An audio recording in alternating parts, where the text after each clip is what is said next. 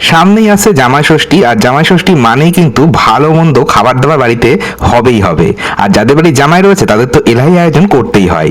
আমি জামাই ষষ্ঠীর উপর তো অনেক রেসিপি শেয়ার করেছি, এই 3-4 বছরে আপনাদের সাথে অনেক রেসিপি শেয়ার করেছি এবং তার একটা প্লেলিস্টও বানানো রয়েছে। আপনারা চাইলে জামাই ষষ্ঠীর স্পেশাল রেসিপি বংশশ্রীঘর বলে সার্চ করতে পারেন, পেয়ে যাবেন। সেখানে আপনারা প্রচুর নিরামিষ আমিষ সমস্ত রকম রেসিপি পাবেন। এছাড়াও আমি ডেসক্রিপশন বক্সের লিঙ্কটা দিয়ে দেবো। তা সে যাই হোক, এবার জামাই ষষ্ঠী কিন্তু শনিবারে পড়েছে, মানে অধিকাংশ বাড়িতেই কিন্তু আমাদের বাঙালি পরিবারে নিরামিষ হয়ে থাকে শনিবার। নিরামিষের মধ্যেও কিন্তু প্রচুর ইউনিক রেসিপি হয়ে থাকে। আজকে আমি আপনাদের সাথে একটা খুব সুন্দর পোলাওয়ের রেসিপি শেয়ার করছি।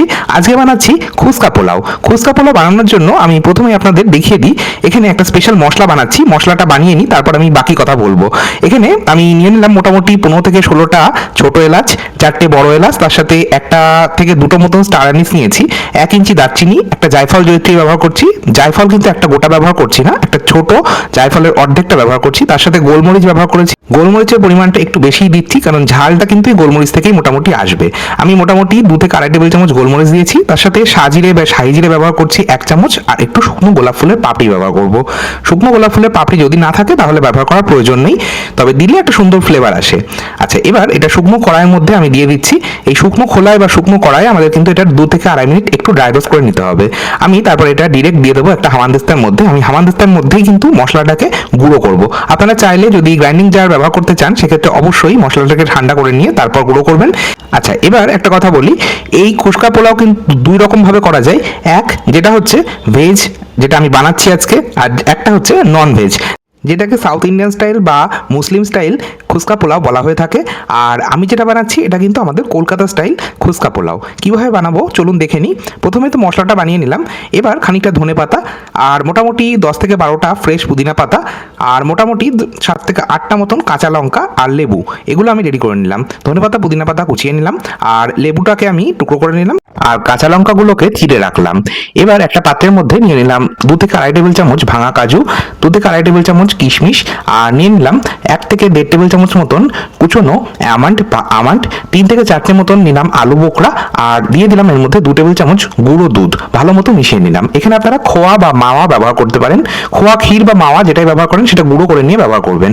আচ্ছা, এরপর একটা পাত্রের মধ্যে আমি 2 চামচ মতন উষ্ণ গরম জল নিয়েছিলাম, তার মধ্যে আমি 2 পিঞ্চ কেসার বা জাফরান ভিজতে দিলাম।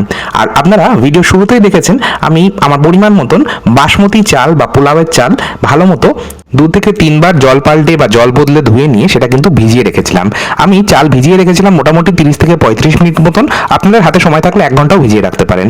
এবার আমি সম্পূর্ণ 35 মিনিট পর রান্নাটা শুরু করছি। আমি প্রথমেই হাঁড়ির মধ্যে দিয়ে দিলাম পরিমাণ মতন জল ভালো মতো গরম হলে এর মধ্যে দিয়ে দিলাম 2 চামচ নুনটা একটু বেশি পরিমাণে দিতে হবে, যাতে এই জলটা সমুদ্রের জলের মতন নোনতা হয়ে যায়, তাহলে কিন্তু পোলাওয়ে নুনের ভাগটা ঠিক হবে। ভয় পাওয়ার কোনো কারণ নেই, কারণ আমাদের চাল কিন্তু ততটাই নুন অ্যাবজর্ব করবে যতটা প্রয়োজন। এছাড়াও মশলার মধ্যে এর মধ্যে 2টো তেজপাতা আর 3 থেকে 4টে মতন লবঙ্গ দিয়েছি। তার সাথে দিয়েছি একটু ঘি দিলে ভাতটা ঝরঝরে হবে আর একটা সুন্দর গন্ধও হবে। চাইলে আপনারা সাদা তেল দিতে পারেন। দিয়েছি পাতিলেবুর রস, আর পাতিলেবুর যে রসের বার করার পর যে খোসাটা সেটাও দিয়ে দিয়েছিলাম। জলটা ভালো মতো ফুটিয়ে নিয়েছি। জল ভালো মতো ফুটে উঠলে এর মধ্যে আমি চাল দিয়ে দিলাম। এবার ঢাকা চাপা দিয়ে আমি রাইসটাকে 80% করে নেবো। রাইসটা হতে হতেই এদিকে আমি একটা পাত্রের মধ্যে নিয়ে নিলাম 3 থেকে 4 টেবিল চামচ টক দই। এখানে কিন্তু টক দইয়ের পরিমাণটা একটু বেশিই লাগবে। এর মধ্যে দিয়ে দিলাম সামান্য নুন। এখানে নুনের পরিমাণটা আমি অল্পই দিচ্ছি, কারণ লেয়ারে একটু যদি নুন না দেওয়া হয় তাহলে খেতে ভালো লাগবে না। আর দেবো চিনি। চিনিটা কিন্তু একটু বেশি দিতে হবে, কারণ এই পোলাওটা একটু মিষ্টি মিষ্টি খেতে হয়। যে কোনো পোলাও কিন্তু একটু মিষ্টি মিষ্টি খেতে হয়। তা আমি এখানে 3 চামচ চিনি দিয়েছি। আপনারা নিজেদের স্বাদ মতন চিনি ব্যবহার করবেন। আমি নুন আর চিনিটাকে ভালো মতো মিশিয়ে নিলাম। আর একটা যে ভাজা মশলা বা স্পেশাল মশলা বানিয়েছিলাম সেই মশলাটা এই পর্যায়ে আপনারা দইয়ের মধ্যে মিশিয়ে নিতে পারেন, তবে আমি এই পর্যায়ে দিতে ভুলে গেছি। সব শেষে আমি লেয়ার করার পর উপর থেকে ছড়িয়ে দিয়েছিলাম। যাই হোক, এদিকে আমাদের রাইসটা হয়ে গেছে 80%। আমি রাইসটাকে ছেঁকে তুলে নিলাম, বা ভাতের যে মাড়টা সেটা গালিয়ে নিলাম। এরপর আমি এই ভাত সেদ্ধ জল বা ভাতের ফ্যানটা 2 চামচ তুলে নিলাম একটা পাত্রের মধ্যে। তার মধ্যে আমি কেসার বা জাফরান মিশানো যে জলটা ছিল সেটা দিয়ে দিলাম। তারই মধ্যে দিয়ে দিলাম 3 থেকে 4 টেবিল চামচ গুঁড়ো দুধ। এখানে আপনারা লিকুইড দুধ ব্যবহার করতেই পারেন, তবে গুঁড়ো দুধ যদি এইভাবে ব্যবহার করেন তাহলে তাহলে স্বাদ বেশি ভালো হবে। তারই মধ্যে দিয়ে দিলাম সামান্য গোলাপ জল, কেওড়া জল। এবার ভালো মতো এটা মিশিয়ে নিলাম। 1 চামচ চিনিও ব্যবহার করেছি, আপনারা চাইলে এই পর্যায়ে চিনি নাও দিতে পারেন। ব্যাস, আমাদের মোটামুটি প্রিপারেশন ডান। তবে এখানে আমরা একটু ব্যবহার করব কড়াইশুঁটি। কড়াইশুঁটি বা সবুজ মটরশুঁটি ব্যবহার করতে হবে, তবে সেটা ফ্রেশ বা ফ্রোজেন যেটাই আপনারা পাবেন সেটাই ব্যবহার করবেন। আমার কাছে এই মুহূর্তে ফ্রোজেন কড়াইশুঁটি ছিল ফ্রিজে, সেটাই আমি ব্যবহার করছি। যেহেতু ফ্রোজেন কড়াইশুঁটি ব্যবহার করছি সেই জন্য কিন্তু আমি আর ভাতের মধ্যে দিয়ে ফুটালাম না।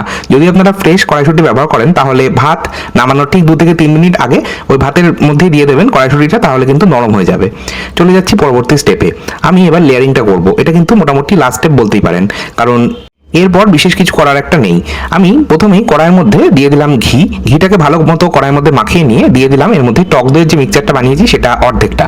এবার ওপর থেকে আমি রাইসের লেয়ার করলাম, ওপর থেকে ফ্রোজেন মটরশুঁটি দিয়ে দিচ্ছি, আর দিয়ে দিচ্ছি এবার ড্রাই ফ্রুটসের যে মিক্সচারটা বানিয়েছি সেই ড্রাই ফ্রুটসের মিক্সচারটা। এবার ওপর থেকে আমি দিয়ে দেবো কাঁচা লঙ্কা যেটা চিড়ে রাখা রয়েছে, ধনেপাতা পুদিনা পাতা কুচোনো, দিয়ে দেবো কেসার মিল্ক যেটা আমি বানিয়ে রেখেছিলাম, সেই কেসার মিল্কটা দিয়ে দিলাম অর্ধেকটা। এবার উপর থেকে আবারও আমি রাইসের লেয়ার করছি। রাইসের লেয়ারটা করে নেওয়ার পর আবারও আমি এবার বাকি যে কড়াইশুঁটিটা রয়েছে সেটা সম্পূর্ণটা দিয়ে দিলাম। এই পর্যায়ে আপনারা একটু বিরিয়ানি মশলা দিয়ে দেবেন যদি আপনারা দইয়ের মধ্যে না দেন। আর যাই হোক, আমি ভুলে গেছিলাম সত্যি কথা বলতে, সেই জন্য আমি একদম উপর থেকে আমি বিরিয়ানি মশলাটা বা যে স্পেশাল মশলাটা বানিয়েছিলাম সেটা দিয়েছিলাম। আচ্ছা, এখানে একটা কথা বলি, বিরিয়ানি মশলা যখন বললামই, আপনারা যদি চান সেক্ষেত্রে অবশ্যই এই যে মশলাটা আমি বাড়িতে বানালাম সেটা না বানিয়ে আপনারা ডিরেক্ট বিরিয়ানি মশলার মধ্যে ব্যবহার করতে পারেন, তাহলেও কিন্তু হবে। যাই হোক, এবার আমি লেয়ারটাকে কমপ্লিট করে নেওয়ার পর ওপর থেকে একটু ঘি ছড়িয়ে আমি মুখটাকে বন্ধ করে দিলাম, মানে কড়াইয়ের ওপর একটা ঢাকা চাপা দিয়ে ওপর একটা ভারী হামানদিস্তা চাপিয়ে দিলাম। এবার এটা আমি কিন্তু একদম লো ফ্লেমে বা নিভু আছে 15 মিনিট দমে বসিয়ে রাখবো। 15 মিনিট পর ঢাকা চাপাটাকে আমি খুলবো না, গ্যাসের ফ্লেমটাকে জাস্ট বন্ধ করে দেবো। তারপর আমি কিন্তু এটা 10 মিনিট স্ট্যান্ডিং টাইমে রেখে দেবো। তারপর আমি কড়াইয়ের মুখটা খুলে নেবো। দেখুন আমাদের পোলাও কিন্তু একদম ঝরঝরে হয়েছে। একটা সাইড থেকে কেটে আমি পরিবেশন করবো।